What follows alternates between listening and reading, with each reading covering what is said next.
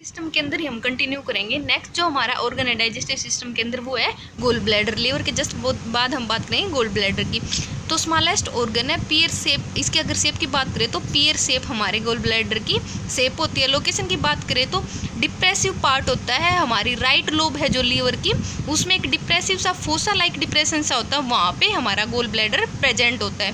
Size की बात करें तो अप्रोक्स 7 to 10 सेंटीमीटर इसकी लेंथ होती है और 3 सेंटीमीटर इसकी विड्थ होती है। कैपेसिटी अप्रोक्स 30 to 50 ml जो बाइल है वो ये अपने अंदर स्टोर करके रख सकता है, 30 to 50 ml।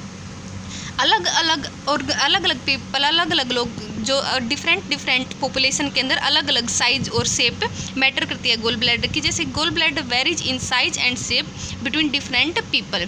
उसके बाद बात करते हैं हम कवरिंग्स ऑफ गोल ब्लैडर। तो गोल ब्लैडर के अंदर जो हमारी सबम्यूकोजा, जब हमने बिल्कुल स्टार्टिंग में डाइजेस्टिव सिस्टम की स्टार्टिंग की थी वहाँ पे हमने पढ़ी थी कि हमारा पूरा डाइजेस्टिव सिस्टम है उसकी कुछ लेयर्स हैं। सबसे अंदर वाली म्यूकोजा, फिर सबम्यूकोजा, फिर मस्कुलरिस और फिर outer layer, outer peritoneum covering.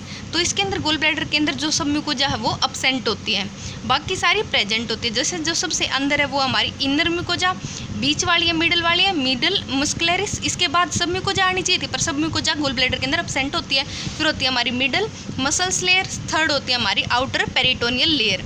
अब जो इनर म्यूकोजा है वो फिर 2 लेयर्स से, 2 कवरिंग से मिलकर फॉर्मेशन है। अंदर वाली एपिथेलियम के बाहर पतली सी लेयर है लेमिना प्रोपिया। जो एपिथेलियम है वो सिंगल जो हमारे कोलुमनर एपिथेलियम है उनसे मिलके फॉर्मेशन होती है।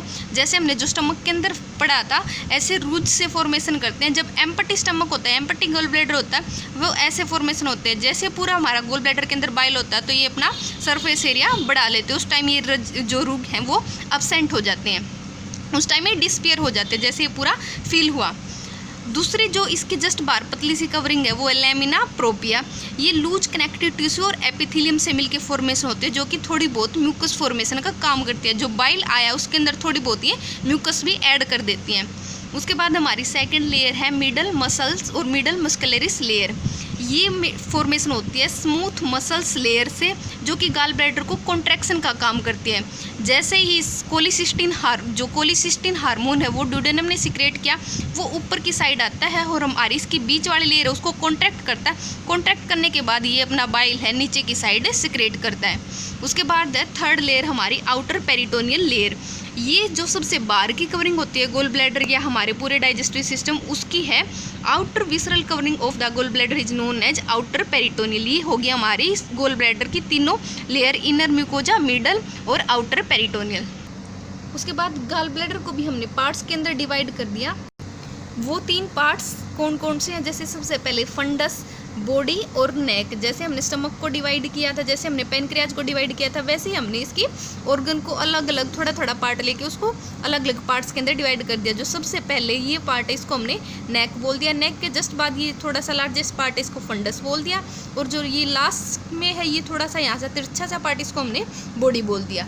देखो यहाँ से हमारी जो लीवर है, लीवर से बाइल आता है 2, left hepatic duct, right hepatic duct, उसके बाद कॉमन हिपैटिक डक्ट, उसके बाद ये बाइल गोल ब्लैडर के अंदर आता है। गोल ब्लैडर के बाद जैसे कोलिसिस्टोकाइनिन यहाँ से डुडेनम है, डुडेनम ने रिलीज किया के कोलिसिस्टिकाइनिन, वो ऊपर गया, उसने हमारी जो गॉल ब्लैडर की बीच वाली जो मिडल मस्कुलरिस मसल थी उसको कॉन्ट्रैक्ट किया। जैसे ही कॉन्ट्रैक्ट किया बाइल सिक्रेशन हुआ यहाँ से इस रूट के थ्रू। ये हमारा बाइल है, ये बाइल इस यहाँ से जब जैसे यहाँ तक आता है इसको हम बोलते हैं कॉमन बाइल डक्ट।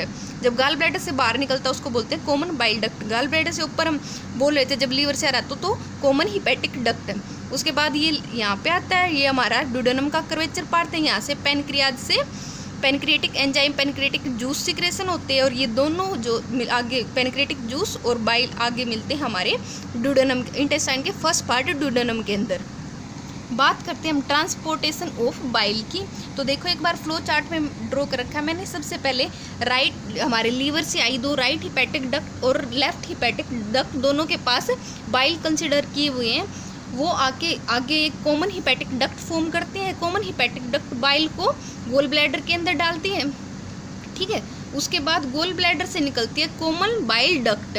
वो कॉमन बाइल डक्ट आगे हमारे बाइल को डुडेनम के अंदर डाल देती है। उस साइड से पेनक्रिएटिक जूस हमारे डुडेनम के अंदर आता है और इस साइड से बाइल आता है, जो कि फिर आगे हमारे इंटेस्टाइन के अंदर डाइजेशन अब्जॉर्प्शन में हेल्प करते हैं।